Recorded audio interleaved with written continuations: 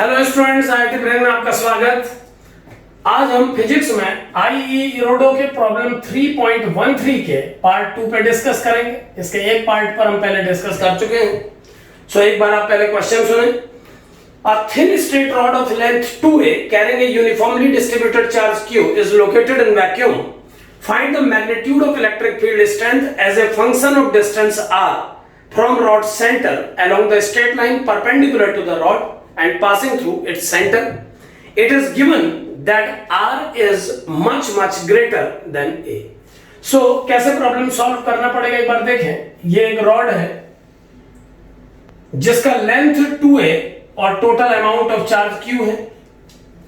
आपको इसके सेंटर से r डिस्टेंस किसी पॉइंट p पर इलेक्ट्रिक फील्ड का मैग्नीट्यूड कैलकुलेट करना है।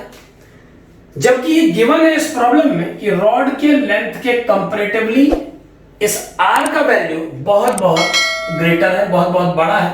यानी r का वैल्यू a के कंपैरेटिवली बहुत लार्जर है। आप प्रॉब्लम में a को r के रिस्पेक्ट में नेग्लेक्ट कर सकते हैं। सो कैसे हम पी पॉइंट पे इलेक्ट्रिक फील्ड कैलकुलेट करेंगे एक बार देखें।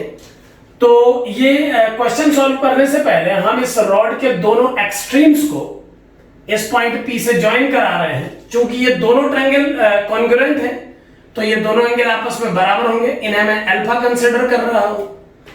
अब अगर हम अपने एक प्रीवियस किए हुए वीडियो क्लिप में समझाए हुए आर्टिकल को याद करें तो हमने ये डिस्कस कर चुके हैं पहले ही कि किसी रॉड के कारण जिसमें यूनिफॉर्म डेंसिटी का चार्ज थ्रू आउट है, जिसके लीनियर डेंसिटी कांस्टेंट है, उस रॉड के कारण किसी पॉइंट P पर जो कि r डिस्टेंस पे है जो इलेक्ट्रिक फील्ड डेवलप होता है, वो इलेक्ट्रिक फील्ड का वैल्यू इस फॉर्मूले से दिया जाता है।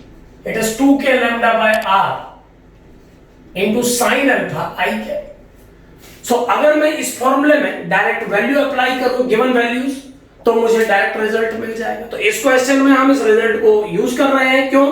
क्योंकि इस प्रकार के रिजल्ट को हमने डिराइव करके पहले ही बनाया हुआ है ताकि हम रॉड से रिलेटेड डेफिनेट लेंथ की रॉड से रिलेटेड सभी प्रॉब्लम्स पे इसको अप्लाई कर सकें। सो इस रॉड के कारण जो इलेक्ट्रिक फील्ड पी पॉइंट पे डेवलप होगा उसका फॉर्मूला ये है। अब अगर मैं इसमें सारे टर्म्स यूज करूं जो इस प्रॉब्लम में गिवन है तो ये वैल्यू बन जाएगी E vector equal to 2k lambda is q by 2a। जैसा कि गिवन है कि इतना चार्ज इतनी लेंथ में डिस्ट्रीब्यूटेड है तो पर यूनिट लेंथ चार्ज का वैल्यू q बाय 2a होगा डिवाइडेड बाय r। और sin अल्फा का वैल्यू होना चाहिए, अगर ये r है, ये हाफ लेंथ अगर a है तो ये root r square plus a square होगा। और इन कंडीशंस में sin अल्फा का वैल्यू होगा a upon root r square plus a square. यानी कि जो इलेक्ट्रिक फील्ड की वैल्यू आएगी वो इतनी आनी चाहिए। आई कैप इस फील्ड के डायरेक्शन को प्रेजेंट कर रहा है। यहां पर आई वेक्टर एक्स एक्सिस के अलावा कंसीडर किया जा रहा है। सो ई वेक्टर का वैल्यू आ जाएगा 2 भी कैंसिल किया जा सकता है। सो ये रहेगा के q upon r root of r square plus a square. अब अगर हम के जो कि 1/4 पाई एप्सिलॉन नॉट है उसे अप्लाई करें तो ये बन जाएगा 1/4 pi epsilon naught q upon r and root r square plus a square.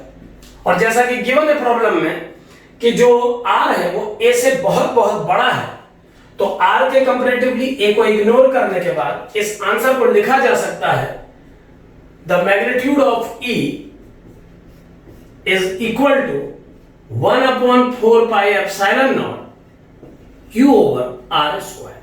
तो यहां पर आप देख पा रहे हैं कि ये रिजल्ट वही आउटकम दे रहा है जो एक चार्ज पार्टिकल अपने से r डिस्टेंस पे किसी पॉइंट पर देता है। तो इससे ये पता लगता है कि बहुत फाइनाइट लेंथ की रॉड जिसका लेंथ डिस्टेंस के कंपैरेटिवली बहुत छोटा है वो किसी डिस्टेंट पॉइंट पर एक पार्टिकल की तरह ही ट्रीट करती है। सो इस आर्टिकल में ये प्रॉब्लम जो 3.13 है इरोडो का, इसमें ये समझाने की कोशिश की गई है राइटर के द्वारा कि एक डेफिनेट साइज का ऑब्जेक्ट अगर बहुत डिस्टेंट प्लेस्ड है, उसकी डिस्टेंस बहुत ज्यादा है कैलकुलेशन पॉइंट से, तो वो बड़ा ऑब्जेक्ट भी एक पॉइंट पार्टिकल की तरह ही ट्रीट करता है और उसके बनने वाले इलेक्ट्रिक फील्ड का वैल्यू वही आता है जो नॉर्मली एक पार्टिकल का आता है। तो यही बात बताने के लिए ये प्रॉब्लम सॉल्व किया गया है। Thank you.